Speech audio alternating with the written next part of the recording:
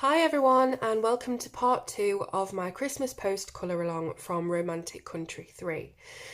So it's been a little while since I posted the first part because a lot of things have happened since I posted, and that's just really delayed the rest of the colour along, unfortunately. But I'm back today to do some more on the page. I can't guarantee it will be done in time for Christmas Day, but hopefully with this video staying online for a few years to come, it will still help people when they're colouring their Christmas pages in the future.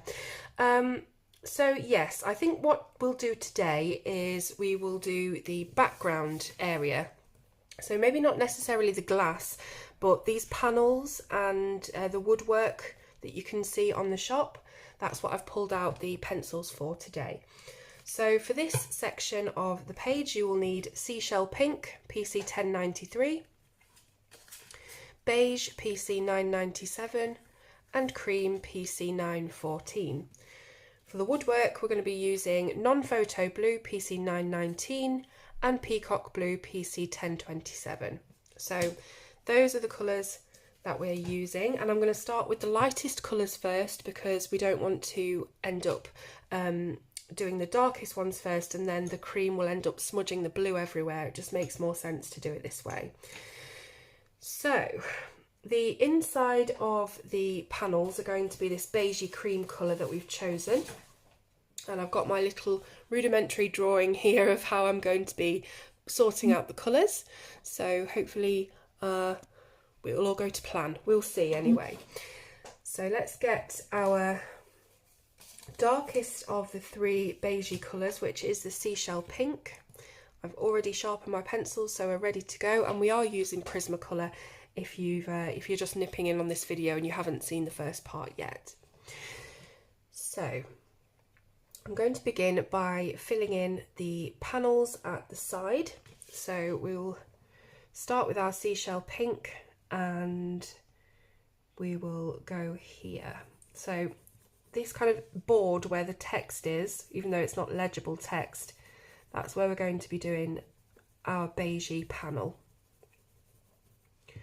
So I'm using the darkest of the colours first, as I always do, but it's up to you depending on your technique if you want to use the darkest ones first. I'm going to put that up there out of the way so you can see. I did get a few comments after the last video that you can't really see what I'm doing because I'm not zoomed in. But if I zoom in, it will cut off my little card, so you won't be able to see what colour I'm using at what stage, unless I kind of put it under here, but then it's still going to be in the way. So I think what I'll do is I'll just show the card at the start, and then I'll zoom in on it so that you can see what I'm doing. That'll probably be easier for you. So I'm going all the way around the outside of the shape, or the inside of the shape rather.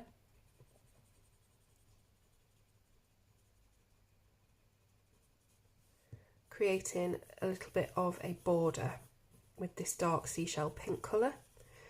I say dark, it's the darkest of the three, so I'll just say it's dark for that reason.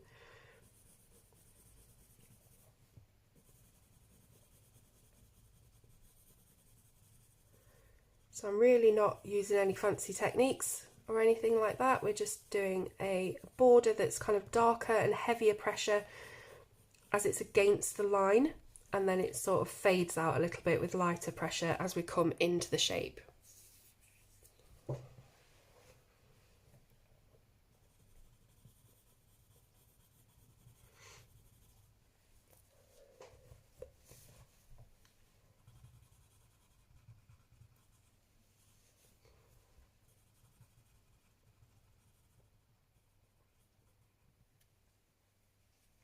So the nutcracker's in the way of this panel, so we can only do this sort of area, but just making sure that you have left a nice soft light edge on the inside for our next colour to blend into. Now these three colours that I've chosen, they're not easy blenders. They don't blend themselves specifically like a lot of Prismacolor combos do. You do need to make sure that you leave that base layer very lightly of the Seashell Pink for the beige to go into, and it will go into it nicely. It's just not, it's not one of those combos that completely blends itself without any kind of effort. You do need to leave that layer. So the next is beige, PC997. Not sure where I'm going to be zooming, that's post-production, so just hold it up over this area and you can see. Yes, beige.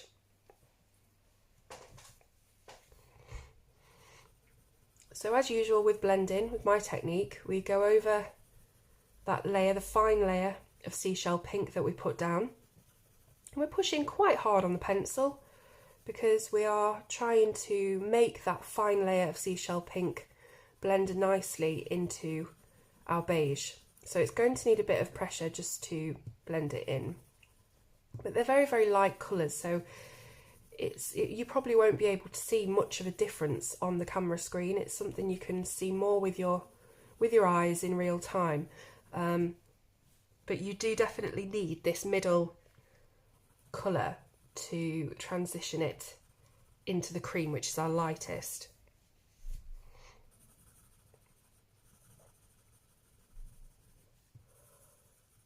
Okay, so again, leaving a light smattering of pigment as you come towards the centre, and that will allow our cream, PC914, to blend in nicely with the beige. So again, pressure can be nice and hard for the blend.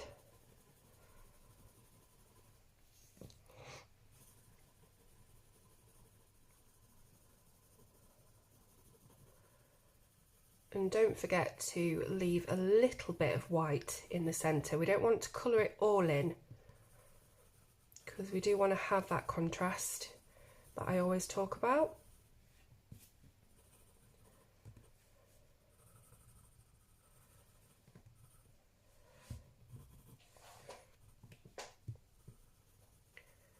So what I'm going to do is, just looking at this now, and sometimes you can't tell until you finished a piece, you know, if you need to take any further steps.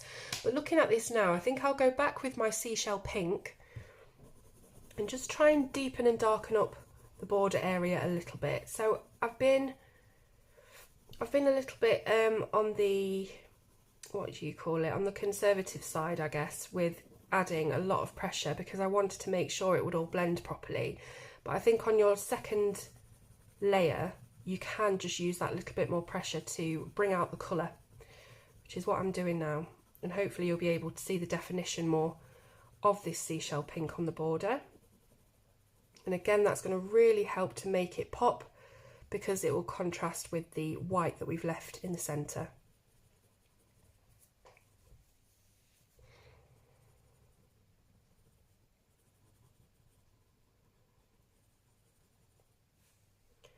Don't forget to do your little details around the nutcracker as well.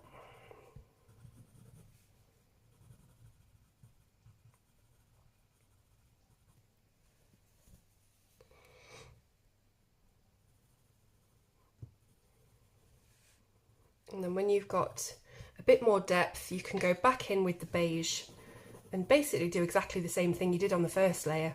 So you're just getting it to blend so it doesn't look too liney. I always say linear, but I don't think that's quite the right term. It doesn't look too sectioned, if you know what I mean. We're trying to make it look really smooth and blended. So I'm using that beige just to take the edge off the seashell pink. And again, I do have an overhead light, so I don't know how much of that is affecting what you see on screen. Sometimes it really glares and shows up the wax of the pencil, but I will show you the piece at the end so you can see how it looks properly. So that was the beige, and then finally just go over it again with the cream. I always find 2 layers really helps. I'm not a big layerer, as you know, because it just takes too much time, but I think 2 layers works because you can build up that depth of colour in 2 layers. A lot of people use more, that's totally fine, I just haven't got the patience. We have to go underneath his hair here as well, I've just noticed that little area.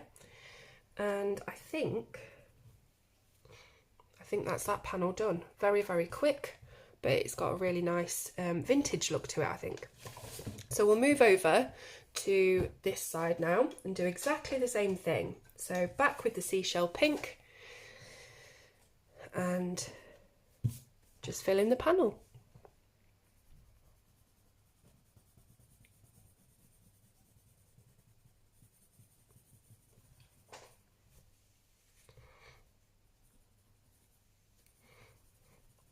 So now that you know the technique that we're using, because we've just gone through it together, I can have a little chat with you.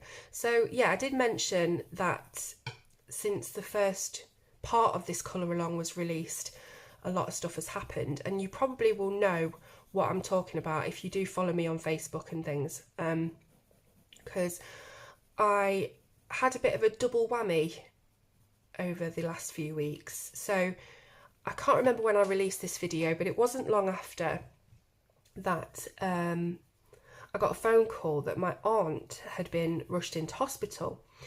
Now, my aunt has been suffering with terminal cancer since January, I think it was, when she was diagnosed. So I knew she was very poorly, and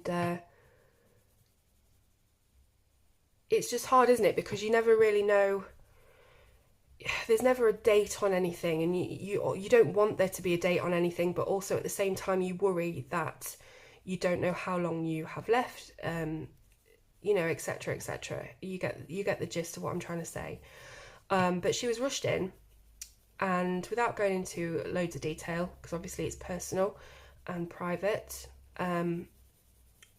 she was rushed into hospital, and we went in sort of immediately to see her. And the hospital was saying it would probably be about 24 hours before the cancer took over and took her life. So it was really, really sudden. Even though we knew since January, it was really a really sudden sort of event that she got took into hospital, because before that I thought she was kind of getting on okay, you know, the chemo and things. So yeah, it was a little bit of a shocker. We all went in and saw her, and she was okay, you know, she was talking and stuff, she was eating and drinking, and you know, even though her breathing was pretty bad, she was still, you know, with us. She was still with us. And then the next day, the Friday, I get a phone call from the other side of my family, saying that my granddad's been taken into hospital and he's not well at all. Pretty much same scenario. He didn't have cancer, but he was coming to end of life with dementia. I'm going on to beige now, by the way. And again, it's one of those things, you know that they have you know, dementia, you know that it's probably going to be what takes them, but when it comes to actually getting that phone call, it's a totally different ball game. So the Friday, we waited for him to be discharged from hospital and come back to the nursing home, because there's nothing more that they could have done for him at the hospital. It was end of life dementia, so that means that the dementia basically tells the brain the body not to accept any more food or water, and there's not a lot really that they can do without it actually harming the patient. Because I thought, well, why don't you just put him on a drip so he doesn't get dehydrated? But apparently it's worse for the patient if they do that, because the body is at end of life and you're basically just forcing that process to halt for a while. But as soon as you stop with any intervention, it will just be the same thing again. So anyway, they sent him back to the nursing home. We went and spent the evening with him. Saturday, next day, planned with my sister to go back and see my granddad in the morning because he was closest to us, and then in the afternoon, evening time, go up to the hospital and see my auntie. So we just got home from seeing my granddad, being by his side all day, and then I get a phone call saying that my auntie's passed away. Now, even though they said she had 24 hours, she did surpass that mark, and she was still eating and drinking, and she actually said, I want to go home on Monday. And the doctors and nurses said, well, as long as the infections have abated, then yeah, you can definitely go home. And we thought, well, maybe it was just a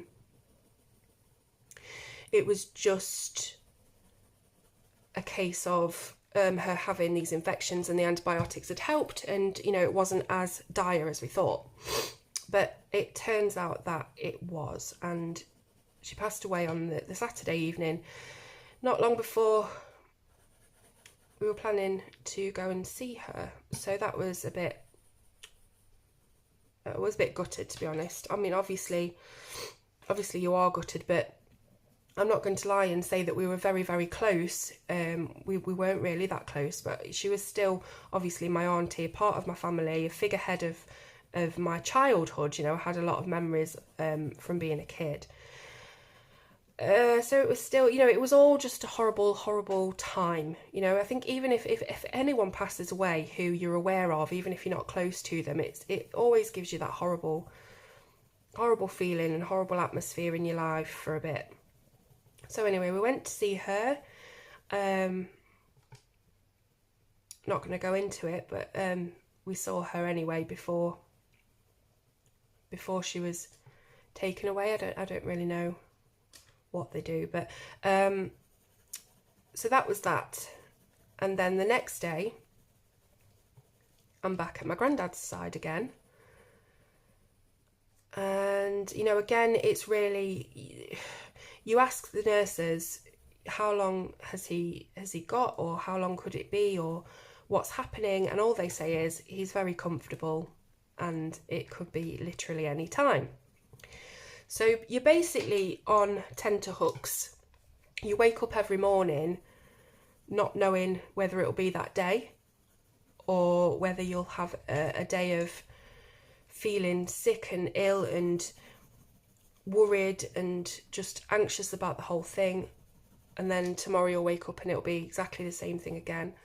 I was saying to my sister, because obviously you don't really want to, it's not like you want them to go, but I don't know whether it's better to have the forewarning, and then every single day it's like an emotional roller coaster, because we were getting phone calls left, right and centre. It's looking like now, it's looking like today, and then it didn't happen, and it's sort of, you're up and down and you're all over the place. So I don't know whether it's better to know beforehand and have that time. I think it is, in the way that you get to say goodbye to them even though they're not responsive, or just get the phone call out of the blue that someone's passed away, because then it's kind of an instant, it's an instant thing where you get straight into the grieving process, I guess. I don't know, it's very, very difficult, and to be honest with you, I don't know which one it feels better. I think they're both terrible, but yes. Let me just figure out what I'm doing for a second. So I want to do the insides of this window here in the peach, or whatever we're calling it. So I'm going to do exactly the same thing. You just follow. You know that I'm starting with the seashell pink and we're going lighter. So yes, come to the Tuesday, and it's my son's 11th birthday, and I have to get a party together in between going to my granddad and having all that. I've got to be blowing up balloons and putting up signs and sorting cakes out and things like that. But that's what you do. You've got to put everything else aside and make sure that your kid has a fantastic day and isn't really too much affected by what's going on.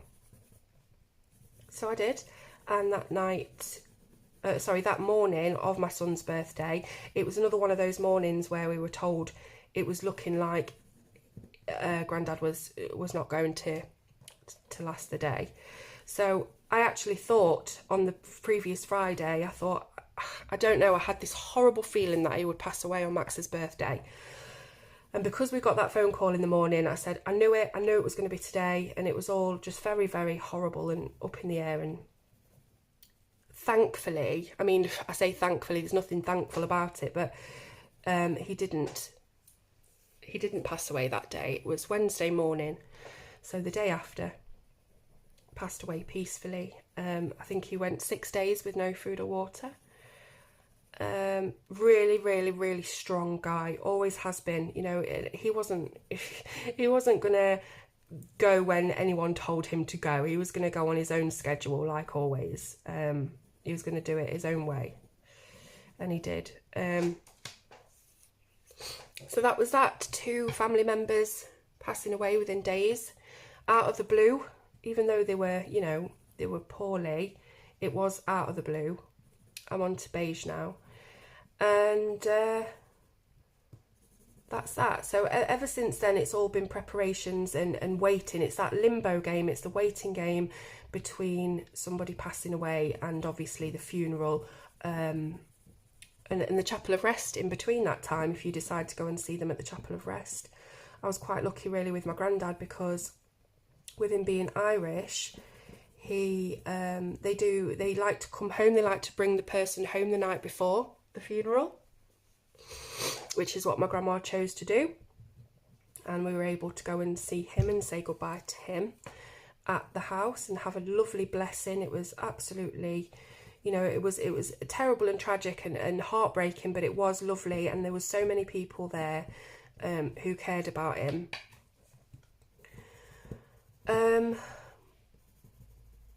You know, I always talk too much and I always reveal too much. That's one of my sort of flaws. I'm very, very trusting very quickly, and I need to work on that. I always have been.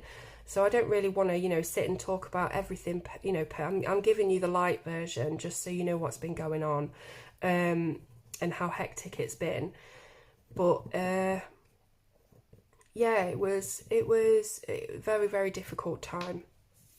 So we had my granddad's funeral, and then we had my auntie's funeral, which was a couple of days ago. And since then, I've been sort of trying to get my head back in the game with things a little bit. So that's where I've been. That's why there hasn't been another part to this colour along, and I'm sure you'll understand why. So I'm just looking now at the whole page and just seeing where I want to put any more of these beige panels. What I'm going to do is I think I will go in with the blue now, just so that I can get a feel of where I want to put any more beige on this. So the colours that I'm using are the Peacock Blue and the Non-Photo Blue. As usual, I'm going to use the dark one first, and I think it'll be pretty obvious when I change pencils, so I'm not going to really bother with the little cards and things. So I've just realised that this actual section here is probably beige. Yeah, so I'm going to fill that in quickly. So I'm just going to go in seashell pink, beige. I'm not being precise about this at all, as you can see.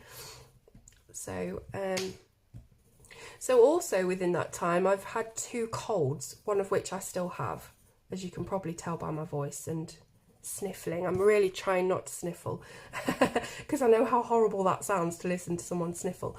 But I needed to get this second part done today because I've had loads of you asking me, and I totally get it because it's been ages and ages, and I'm crap with colour alongs. I have the best intentions when I start a colour along, and then I end up just not having time, and it's a lot of pressure, and I put the pressure on myself to do it. But it's Friday today, and I'm going to have the kids obviously here at the weekend all day, so I won't be able to have any peace and quiet to do this. So I thought I'd get another part done today, so you know I'm still here, and I'm still doing this. I'm still in this with you. Right, so I've put in some beige there. Let's move on to our blue. So I'm going to again use the darkest colour to frame this section. As you know, I don't like to fart about with my colouring. I don't do loads and loads of layers. See, I'm going right over the edges, but I don't really care. I am a bit rough and ready when it comes to colouring. But as long as the overall result pops and it's effective, little bits like this don't bother me. You know, little going over the lines or being rough. So that's what I'm doing. I don't like to take a long time colouring a page because it bores me. You know, the only time that I really take time to do something and like and enjoy detailing is when I'm in the middle of a panic attack or I'm feeling very anxious, and I'll go straight to a mandala with the tiniest little spaces and spend time concentrating on that and colouring that in. But you know, usually I can't be bothered with any of that. So very, very rough and ready. I'm sure your piece will look more put together and nicer than mine, but I'm okay with it. I used to be a perfectionist, now I just can't be bothered. So I'm also going to do a little bit of a curved edge up here so that we can carry on this shape, I think, this shape of the board here, and just give it a more cohesive look.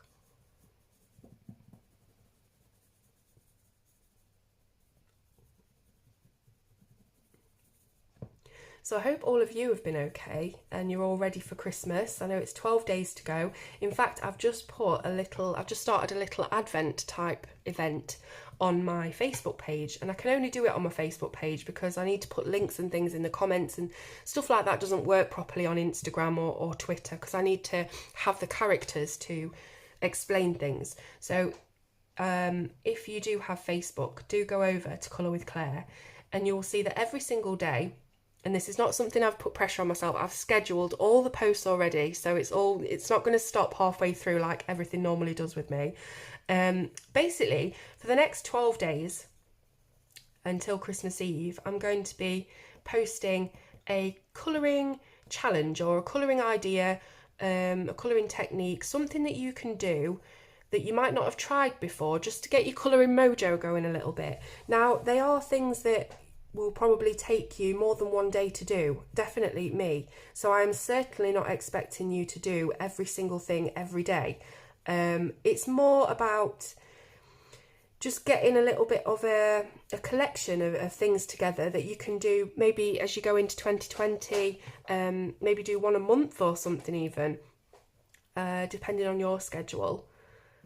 And the first one is sectional colouring. So that's basically where you would draw a shape on your page, or just section a part of it off or several parts of it off, and use different colours within those sections than you're using on the outside.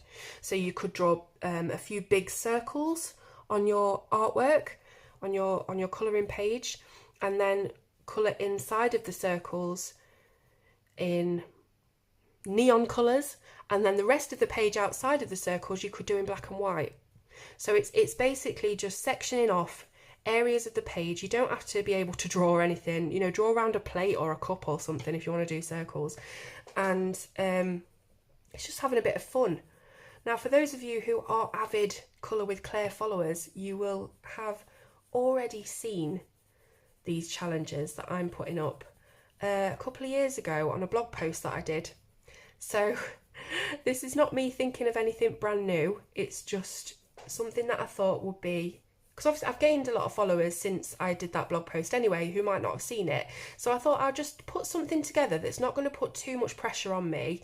It's something I've already kind of written up and set up, but I've done the graphics for it last night and I've put it all together, and I've written out all my explanations of each technique. So when you go onto the Facebook page every day, you're going to see the post, the picture with the window open for the new day, which has a different technique inside it, and then in the comments I'm going to be writing a paragraph and explaining what that technique is if it's not clear, and also put some picture examples in there of ones that I've done. So yeah, go on Facebook, have a look. As I say, there's absolutely no pressure to do it every single day, just something might be a little bit fun for you to collect. Going on to the non-photo blue now. So again, I have done hard pressure at the edges. I've put some very, very light pressure in the inside of the panel so that we can go over with the non-photo blue hard pressure and have a nice blend. Now I'm attempting, even though it's a very small area, I am attempting to leave some white, you know, right up against the edge of that panel. Sharp pencils always help. Don't worry if you can't, I'm doing it very, very roughly. But you know how I like to leave my white and really maximise that contrast.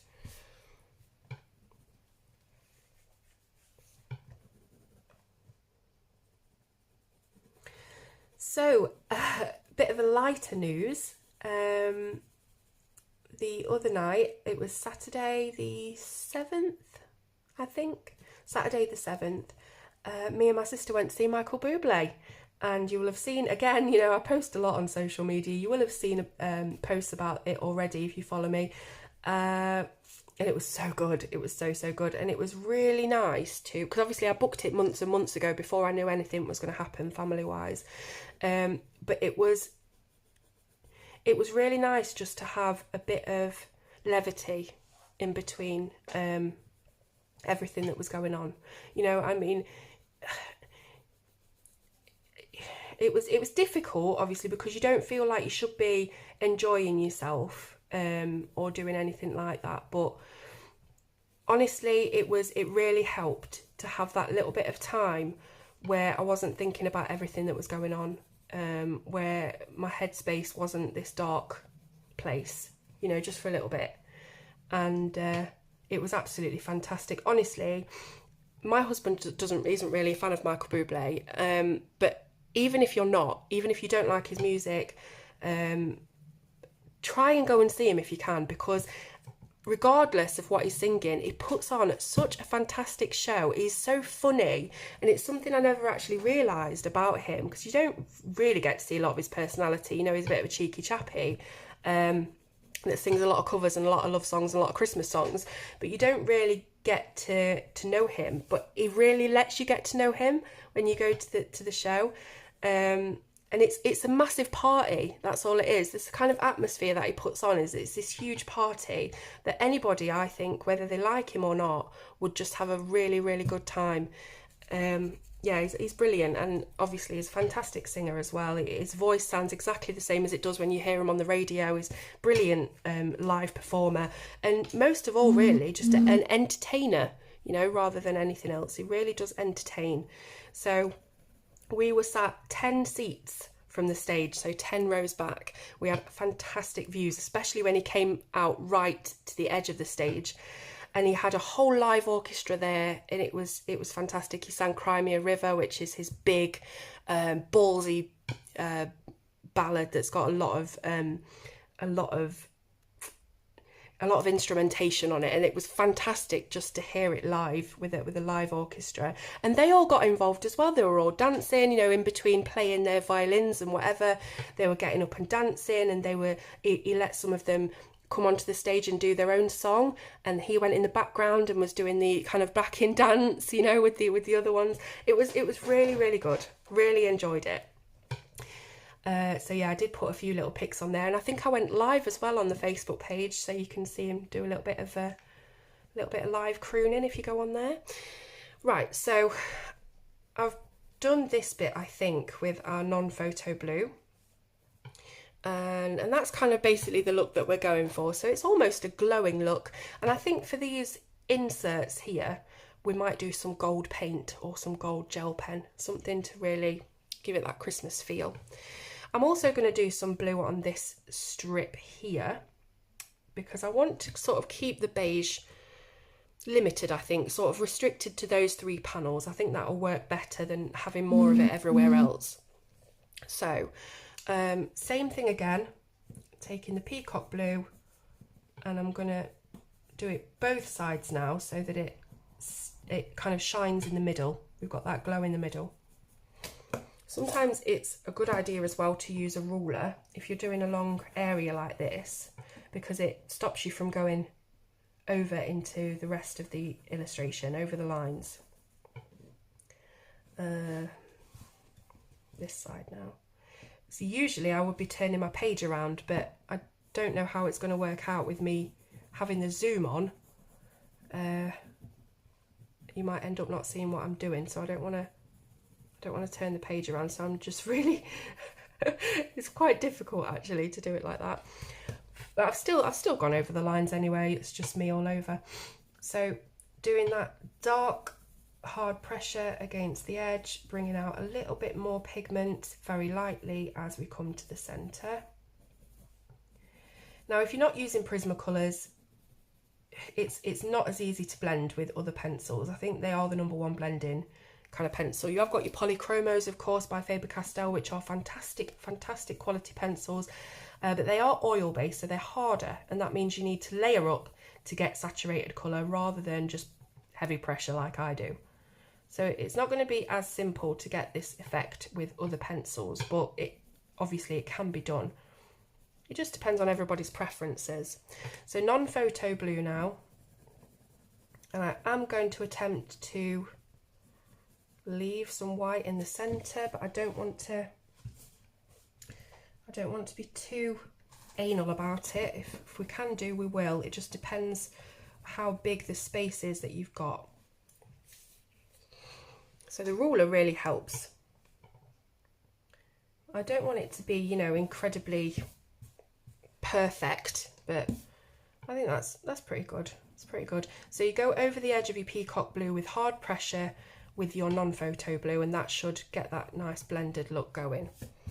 And if you think it does, you know, the white stripe in the centre does look a little bit too harsh, you can really lightly go over it with the non-photo blue, and that will just soften it a little bit. So the white is still there, but you've softened it.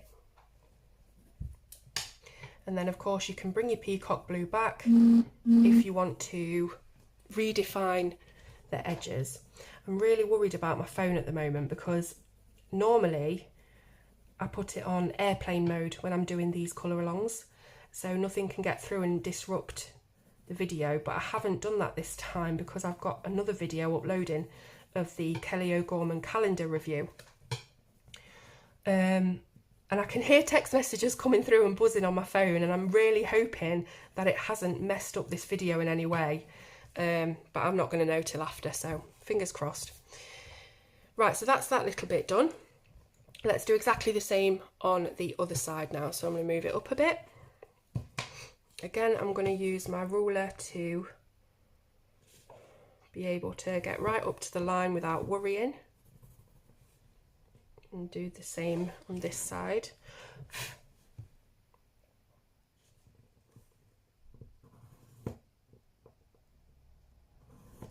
Oh, see, ruler moved. Oh well, when we go over it with the gold paint, you won't be able to see it anyway. And then just dragging a little bit of pigment in from the edge.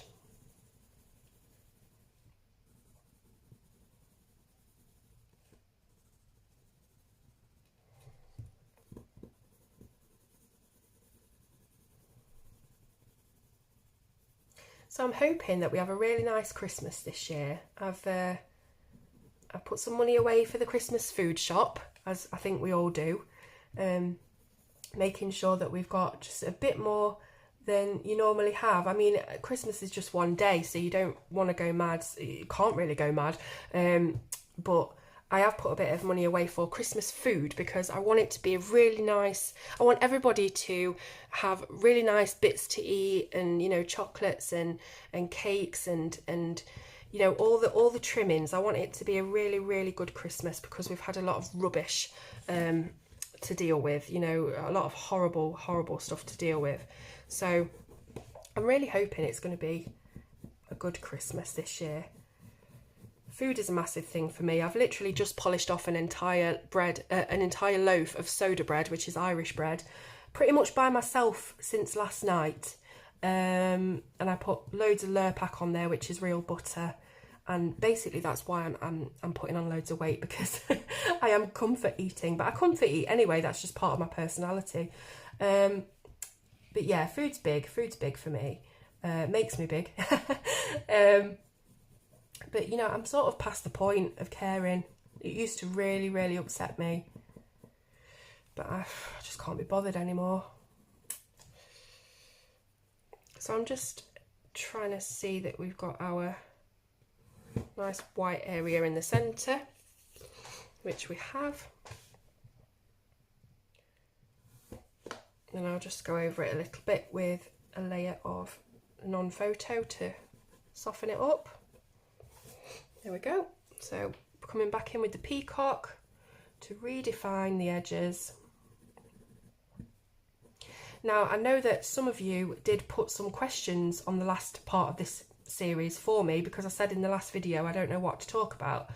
But obviously I've had quite a bit to talk about this time, but I will get to your questions on the next part probably, because I do definitely need topics to talk about usually. You know me, I can't think of anything to say. So thank you for sending those questions in. They're going to really, really help on the next part.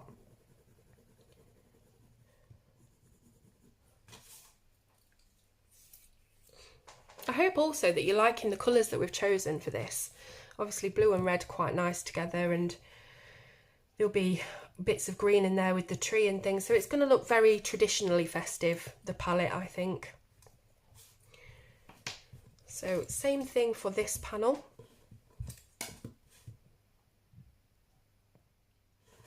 I'm going to quickly sharpen it, cover your ears.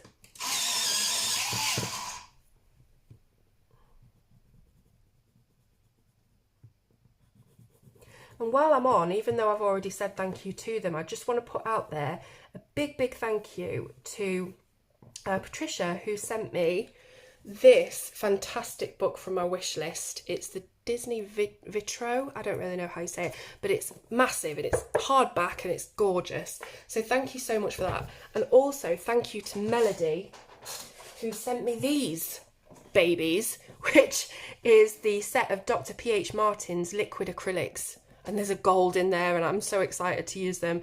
Obviously, you know that I'm not, massively adept at painting, but I want to get into different mediums and using mixed media on things. So I'm so excited to try those liquid acrylics out. And again, it's just something that's put a smile on my face. You know, things turn up out of the blue, not expecting them at all, and then, it just reminds you that there's people out there who want to support the channel and want to spend their own hard-earned money on sending me a gift, and it's so lovely. And obviously I appreciate it massively, and it's never going to be something that I demand but it is really lovely at the same time to be sent something, I'm not going to lie. But it's definitely not something that I expect of any of you, so please never think that. It's just something that it's something that keeps fresh things on the channel, I guess. So it benefits everyone, even though it's me that's receiving, and I'm grateful for it. It's going to benefit us all, because I'm going to be using these things on the channel, and it might not be next week, it might not be next month, but they're going to appear on the channel at some point. When I manage to figure out how to use them and I get round to it, and this channel's going to be going for years and years to come, I hope. I never want to stop this, to be honest. So it's more content, and it's more things for us to discover together and practice with and play with. So always very, very grateful for anybody sending me things. So I'm coming right to the edge of the page now. It's very easy to get my peacock blue against the spine. And we don't have an awful lot of room down here, so I'm having to be quite careful. But I will just bring this peacock blue out just slightly, and then do our little rounded corner. Getting lighter and lighter. See that gradation? Phone's buzzing again. I swear to God, nobody texts me this much when I'm not filming. Next up, non-photo, gonna sharpen. So non-photo blue now, and then just fade it into the white.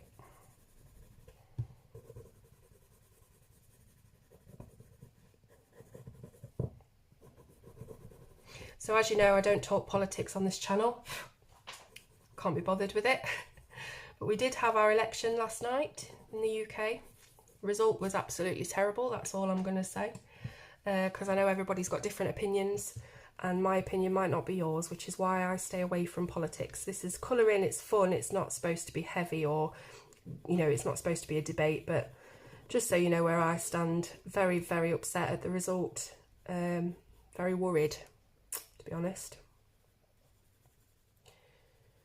But what can we do? I've put my vote in, my conscience is clear, personally. There's just can't believe it, to be honest. It's one of those things where you just throw your hands up at the country and you think, why?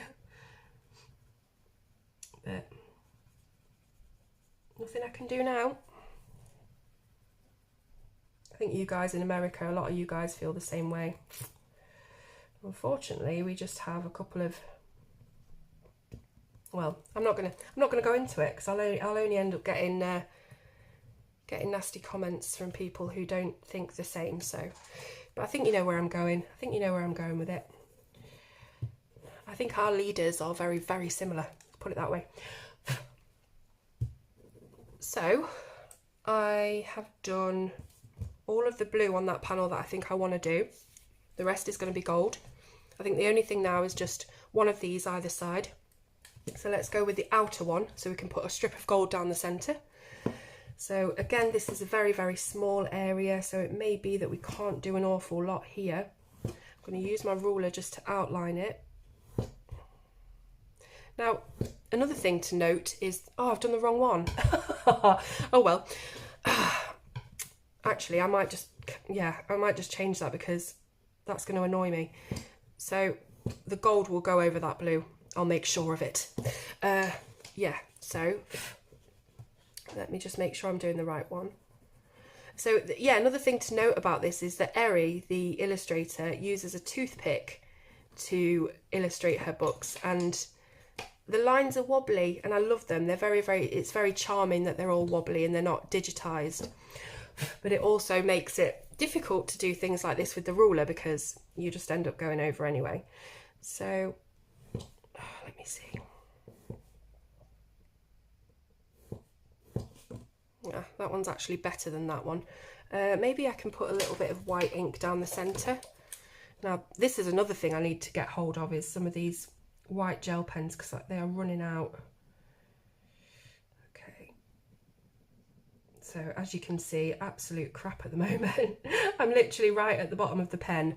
But from a distance, that might look okay. I'll sort it out in between times. I'll probably get hold of this big Posca pen that I've got and just dab some ink down onto something, and then use a little toothpick myself to go down it.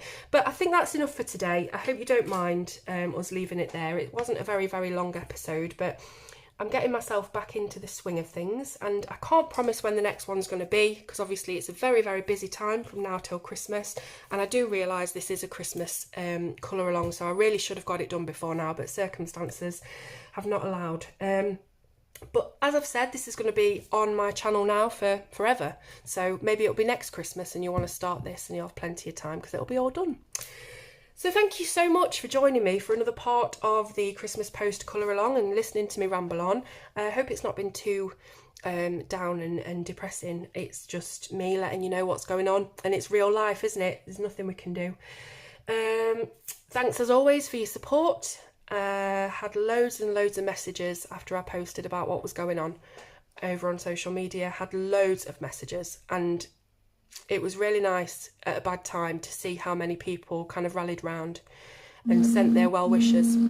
So thank you very, very much again for watching, and I will see you on the next part. Bye.